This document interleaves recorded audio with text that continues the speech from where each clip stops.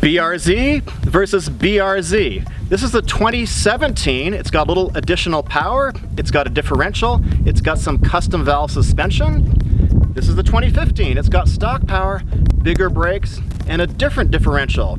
This one is a little bit more of a track setup. This one is a little bit more street friendly. Which one is better? Stay tuned, watch the rest of the video. Both these cars are set up by CounterSpace Garage. This 2015 is a little bit more track focused. This has an OS Geiken differential, it has a full GRZ suspension, and it's got Brembo brakes on it. I'm gonna have the full parts list down here in the description. This 2017 BRZ has got a little bit more power. It's got stock brakes, but it has Tein Flex-A coilovers that are custom valved by CounterSpace Garage. It's also got a differential in it. This one is a little bit more set up as a street track compromise. Let's go for a drive and let's see which one I like better. I'm in the 2015 black car. It's a little bit more of the race prepared one. And both these cars have a ton of grip. There's no question about it. And I'm driving at, very safe speeds. And this car just hooks up, it just hooks up, it just hooks up. This car definitely wants to rotate a little bit more. It's got a little bit more float over the bumps. You probably just saw that. It's still got tons and tons of compliance, but I'd say it's perhaps a little bit less compliant than the other car. So much grip in both of these cars, it's ridiculous. I mean, this car is certainly very, very good here. No question about it. Is it better up here? I don't exactly know. I'm gonna have to drive the white car and give you my guys' opinion on that. The brakes are good. The brakes are really good. But man, it's really, really good in the canyon. It's really good. The power's not as good, obviously. The brakes are fantastic in this car. They're gonna be more fade-free because they are these big Brembos, and I love Brembos. I've got them in my 240. Nothing bad I can say about the brakes. The gearboxes in both these cars are really, really good. They're really direct. Your hand is going right into the transmission. You can feel yourself shifting the gears. There's no cable linkage. What can I say? It's really good. It's better than a Honda. Even Porsche has a cable linkage that you're dealing with. This is really good. It's definitely as good as the Mazda Miata, and to me that is a benchmark of a really good transmission. I'd say perhaps this is a little more clunky, a little more mechanical, but it's very good. Let's take a drive in the white car, and now we can compare.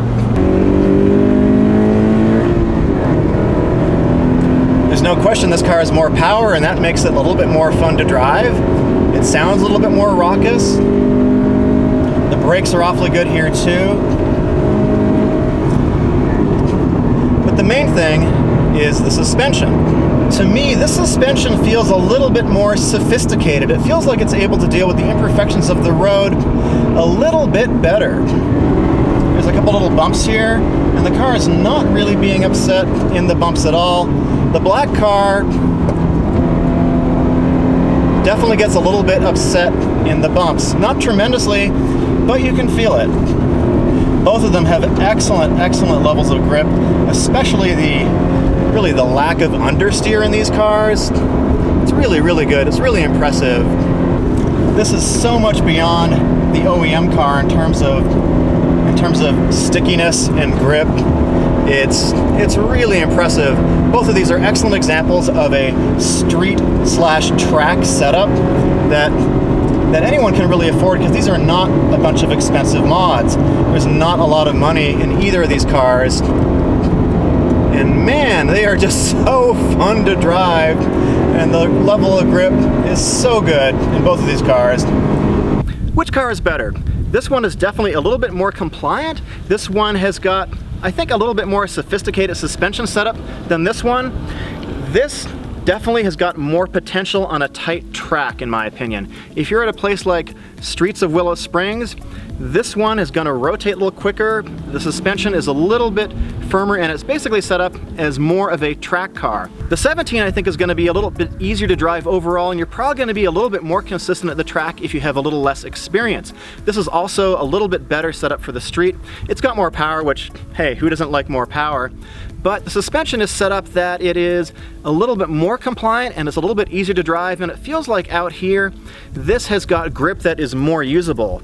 The black car to me feels like it's got a bit more grip, but when it's going to go quickly and you're going to rotate really fast. Overall, which one do I like better? It's really a toss-up. For daily driving, I'd have to give it to the white 17. For the track, I'd probably give it to this one. However, if you're at a track, a power track, this car is going to be a little bit slower, and that's actually borne out by the lap times. There's two very good drivers that own these cars. This car is consistently about a half second to a second faster at the track, and I'm going to attribute that mainly to the additional 40 horsepower. If you guys want to see more reviews, and if this is the only review you've seen, I reviewed this car individually and I reviewed that car individually, so there's going to be links over here to both of those reviews. And remember guys, keep the pedal down.